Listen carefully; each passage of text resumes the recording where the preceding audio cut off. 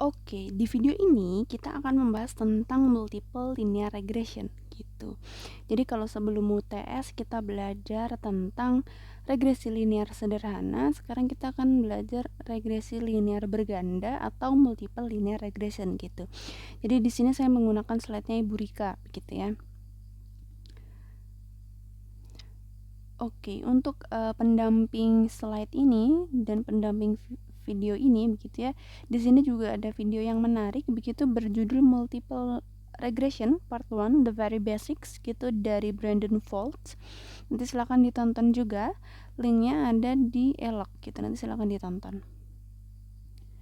Oke. Kalau dulu sebelum UTS kita hanya belajar tentang Y sama dengan X beta 0 ditambah beta 1X. Sekarang kita akan belajar dengan variabel dependen yang lebih banyak gitu. Jadi tidak hanya X saja, tapi kita juga ada nanti X1, X2 dan seterusnya gitu. Jadi multiple linear regression model adalah model regresi yang memiliki lebih dari satu variabel prediktor gitu. Jadi X-nya tidak hanya satu gitu ya. Jadi ada X1, X2 dan seterusnya. Kemudian di sini ada asumsi gitu ya, modelnya akan seperti ini. Di sini ada asumsi bahwa error epsilon itu ekspektasinya 0 dan variansi dari epsilonnya itu sigma kuadrat, dan error-error yang satu dengan yang lain itu tidak saling berkorelasi gitu. Nah, multiple linear regression model kita tulis seperti ini gitu ya. Untuk I-nya ada 1 sampai N begitu. YI adalah beta 0 ditambah beta 1 XI1 sampai beta PXIP ditambah epsilon I.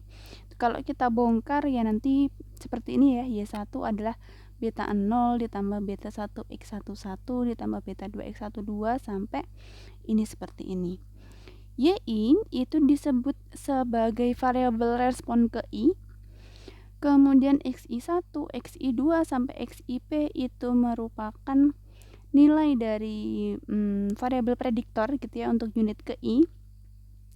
Kemudian beta 0, beta 1 sampai beta P adalah koefisien regresi dan epsilon I adalah error pada aproksimasi dari YI begitu ya. Jadi YI errornya epsilon I gitu ya. Y2 errornya epsilon 2 dan seterusnya. Nah, model yang atas ini tadi gitu, yang I-nya masih dalam bentuk I gitu ya. I-nya jalan dari 1 sampai N begitu. Kalau kita bongkar, kita lihat satu persatu gitu ya. Oh, ternyata Y1-nya seperti ini, Y2-nya seperti ini sampai YN-nya seperti ini. Nah, bentuk ini adalah tidak lain adalah sistem persamaan linear begitu ya. Jadi kita bisa bawa dia ke bentuk matriks supaya kita melihatnya tidak terlalu banyak gitu. Jadi di sini Y1 sampai YN untuk ruas kiri begitu ya, itu adalah vektor, kita beri nama Y, dia berukuran N kali 1. Kemudian untuk ruas kanan kita bongkar jadi seperti ini. Ini adalah matriks X, itu adalah 1, X11 sampai X1P dan seterusnya. Yang ini adalah matriks X. Kemudian untuk matriks beta itu adalah vektor beta 0 sampai beta P. Gitu. X tadi berukuran N kali P plus 1, kemudian beta ini berukuran P plus 1 kali 1 gitu ya. Jadi kalau ini dikali berukuran N kali 1.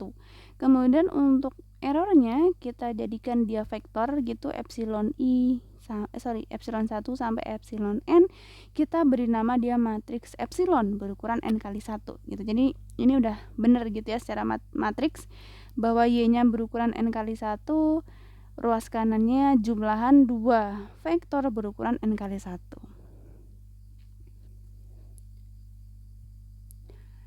Nah, nanti akan kita tulis seperti ini.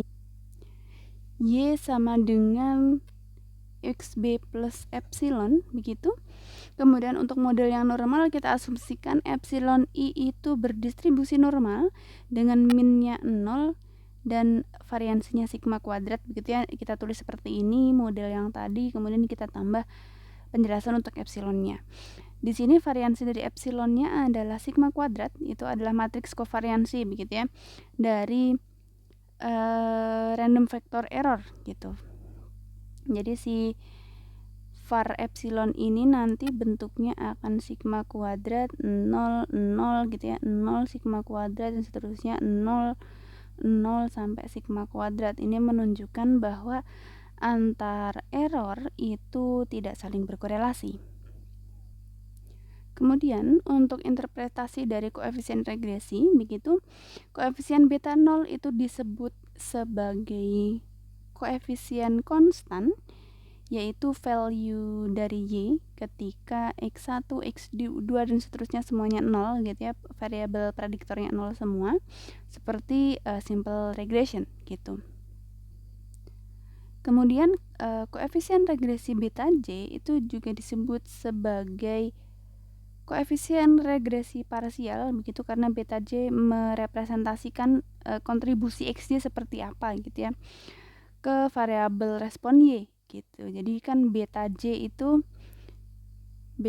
pasangannya dengan xj begitu ya. Jadi xj ini berkontribusi seberapa banyak sih? Oh, sebanyak beta j gitu. Oke, jadi di masalah nyata gitu ya, nilai dari koefisien regresi itu tidak diketahui dan kita bisa estimasi menggunakan sampel dari data begitu ya. Di sini ada contoh begitu, kalau kita punya observation number, banyaknya observasi kita ada n, kemudian variabel responnya itu ada y1, y2 sampai yn. Kemudian ini untuk prediktornya seperti ini begitu. Oke, kemudian fitted regression model atau disebut juga sebagai model statistika yang digunakan untuk mengestimasi hubungan antara variabel dependent atau variabel respon dan variabel independen atau variabel prediktor begitu ya. Ini dituliskan seperti ini begitu ya, y topi, beta 0 topi dan seterusnya sampai beta p topi xp. Begitu. Jadi tugas kita adalah mencari beta 0 topi, beta 1 topi sampai beta p topi begitu, sehingga kita dapat y topinya seperti apa. Karena x1 sampai xp-nya kan sudah diberikan begitu ya. Jadi kita mencari beta 0 topi sampai beta p topinya seperti apa. Nah, oke, caranya itu sama dengan seperti sebelum UTS ya, kita gunakan least square estimation.